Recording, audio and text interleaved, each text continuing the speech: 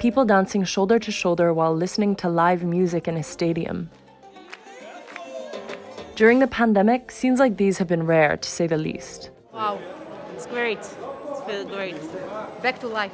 500 people were able to attend this event in Tel Aviv, as long as they could prove that they had been vaccinated against COVID by showing a QR code and an ID. It's part of a so-called Green Pass system, which is also accepted by gyms, museums, bars, and restaurants, as authorities want to demonstrate that getting COVID shots gives access to gatherings and public events. As of early March, more than half of Israel's population had received at least one dose of the vaccine, a greater share than any other country. But a recent survey found that 25% of Israelis had no plans to take the vaccine. Did you guys get vaccinated? To convince them, volunteers have been walking around and touting the benefits of immunization.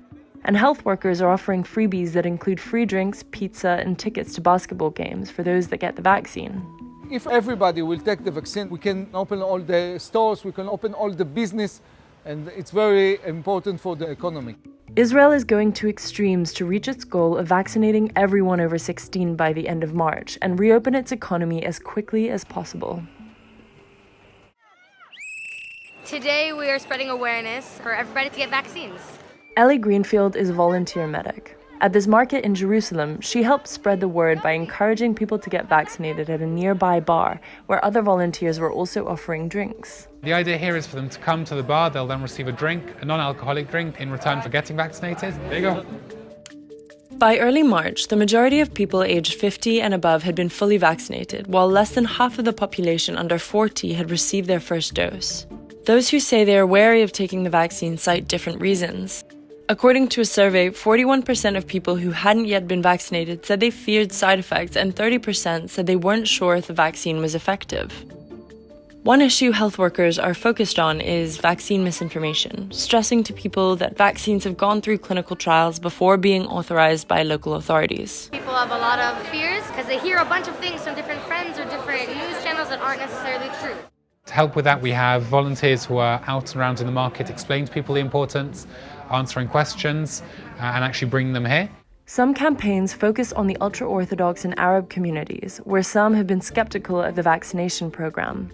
The government has also set up a task force to fight vaccine misinformation, like these employees are doing here in Israel's health ministry control room. And in some cases, it seems to be working. היו בהתחלה חששות כי אמרו בתקשורת שזה פוריות וזה, אתה יודע, כל הסיפורים. וזהו, הבנתי שזה שטויות והחלטתי להתחסן.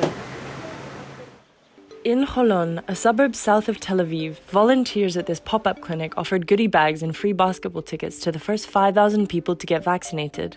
We're trying to do our best to give the people the idea to come and take the vaccine. Around 85% of Holon's residents had already been vaccinated at the beginning of March. One reason Israel is pushing its vaccination program so hard is that it's crucial to the country's plan to reopen its economy quickly. The fact that Israel has been so fast in vaccinating its residents also means we will probably be the fastest in reopening our market. Citizens who've been inoculated can register for Israel's Green Pass system, which is meant to help the country reopen safely and allow activities like indoor dining to resume. The Green Passport essentially says if you've been vaccinated twice, you have access to all these places. Some other countries, including Saudi Arabia and the EU, have said they were considering similar systems for people who had gotten their vaccines. But critics have raised questions on whether the strategy could result in a two-speed system, with potentially unequal access to some public services and travel.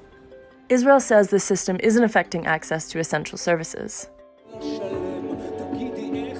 For the first time, we are allowed to have a rock concert, but the restrictions still apply, so only 500 people can attend this show. There are 30,000 seats and 500 people. But Green Passes are allowing people to take cautious steps towards normalcy. The Green Pass program is great. It feels like things are starting to open up and getting back to what we were used to a while ago.